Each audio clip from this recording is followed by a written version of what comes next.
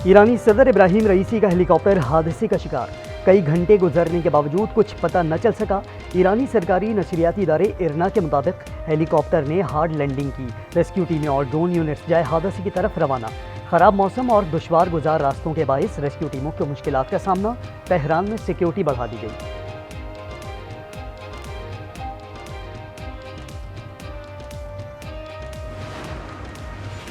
ایران کے supreme leader علی خامنہئی کا ہیلی copter واقعے پر اظہار افسوس، صدر ابراہیم رئیسی اور ساتھیوں کے لیے دعا کی، کہا امید ہے کہ صدر اور ان کے ساتھی بخیر و عافیت آ جائیں گے۔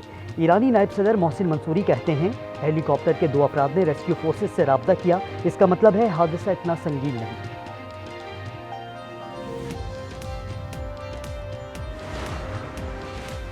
سعودی عرب کی ایرانی صدر اور ان کے رفقا کی سلامتی کے لیے دعا، بیان میں کہا مشکل کی اس گھڑی میں ایران کے ساتھ کھڑے ہیں، ایران کو ہر ممکن مدد فراہم کرنے کی پیشکش۔ عراقی صدر نے بھی ایران کو تلاش اور ریسکیو میں مدد کی پیشکش کر دی۔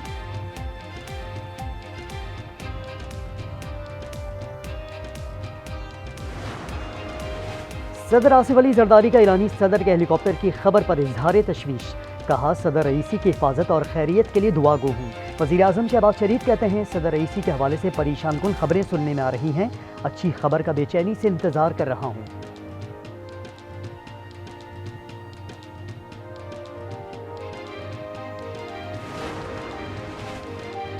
کرغزستان میں پرتشدد واقعات کے بعد پاکستانی طلبہ کی واپسی کا سلسلہ جاری، اسلام آباد کے بعد خصوصی پرواز سے مزید 100 سے زائد طالب علم لاہور پہنچ گئے۔ 30 طلبہ گزشتہ رات واپس پہنچے تھے، ایک اور پرواز آج رات پہنچے گی۔ حکومت خیبر پختونخوا کا بھی خصوصی پروازیں بشکیک بھیجنے کا اعلان۔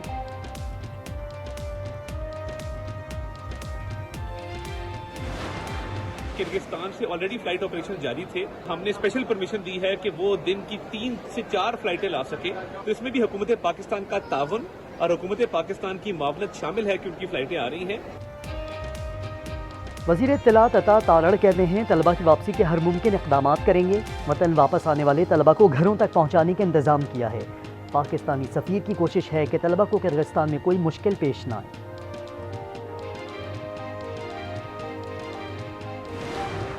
کل شام سے بشکیک کے حالات بہت زیادہ خراب ہیں۔ یہاں کے لوکلز نے انٹرنیشنل اسٹوڈنٹس کے ہاسٹل اور ان کے فلیٹس پر حملہ کیا ہے، ان پہ بہت زیادہ تشدد کر رہے ہیں۔ حالات بہت خراب ہیں، مقامی حملہ آور طلبہ پر بہت زیادہ تشدد کر رہے ہیں۔ بشکیک یونیورسٹی میں زیر تعلیم میاں چنو کی طالبہ فضیلت اقبال کا ویڈیو بیان، دادو کے طالب علم عابد رستمانی نے ویڈیو پیغام میں کہا حکام غلط بیانی کر رہے ہیں، کئی طلبہ کی زندگی خطرے میں ہے۔ تکلیف تو پویٹر 400 بات ہیں، بٹرے بار مری بھی گئے ان کا پو بھی چوندا کچھ نہ تھیا۔ Army chief general Syed Asim Munir سے سربراہ Australian defence forces general Angus J Campbell کی ملاقات، باہمی دلچسپی کے امور اور 2 طرفہ تعاون بڑھانے پر تبادلہ خیال۔ وزیر خارجہ اسحاق ڈار کا سعودی ہم منصب سے فون پر رابطہ، شہزادہ محمد بن سلمان کے دورہ پاکستان پر تبادلہ خیال۔ اسحاق ڈار نے کہا عوام پاکستان شہزادہ محمد کی آمد کی بے چینی سے منتظر ہیں۔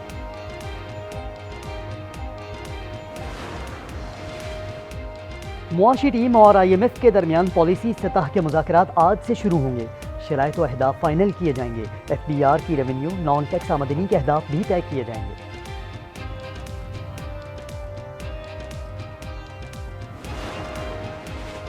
پنجاب نے گندم کی نقل و حمل پر پابندی لگا دی، سابق اسپیکر اسد قیصر کا ویڈیو پیغام میں الزام، کہا وزیر اعلیٰ پنجاب ذاتی بغض میں اپنے کسانوں کو نقصان پہنچا رہی ہیں، گندم کی ترسیل پر کوئی پابندی نہیں۔ ترجمان محکمہ خوراک پنجاب نے الزام مسترد کر دیا۔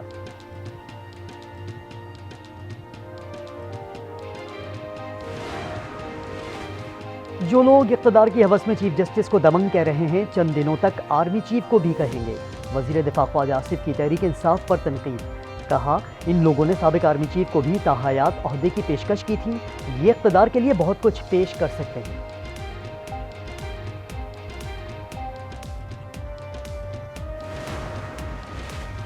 وفاق سے خیبر پختونخوا کے حقوق لے کر رہیں گے، گورنر فیصل کریم کنڈی کا مالاکنڈ میں جرگے سے خطاب، کہا عوام کے لیے صوبائی حکومت کے ساتھ چلنے کو تیار ہوں۔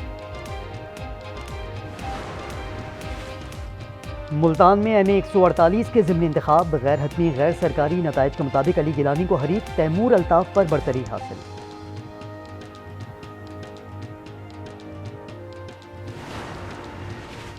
سندھ اور پنجاب شدید گرمی کی لپیٹ میں 21 سے 27 مئی تک ہیٹ ویو کا خدشہ، مختلف شہروں میں ٹھنڈے پانی اور شربت کی سبیلیں قائم۔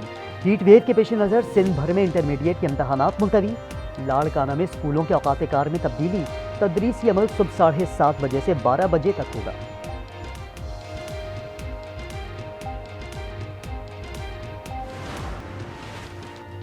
پشاور میں جماعت اسلامی کے تحت غزہ مارچ، حافظ نعیم الرحمان نے کہا کہ غزہ میں قتل عام پر انسانی حقوق کی تنظیمیں اور اقوام متحدہ خاموش ہیں، ہم حماس کی طرح ان ظالموں کا مقابلہ کریں گے۔ 2 جون کو کراچی شارع فیصل پر غزہ ملین مارچ کرنے کا اعلان۔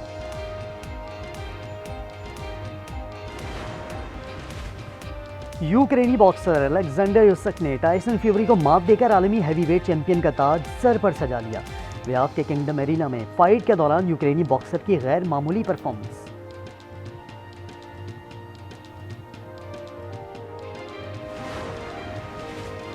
راجن پور میں کئی سالوں بعد کبڈی کا دنگل، اسپورٹس اسٹیڈیم میں لیاقت پور کے رستم پہلوان نے فائنل اپنے نام کر لیا۔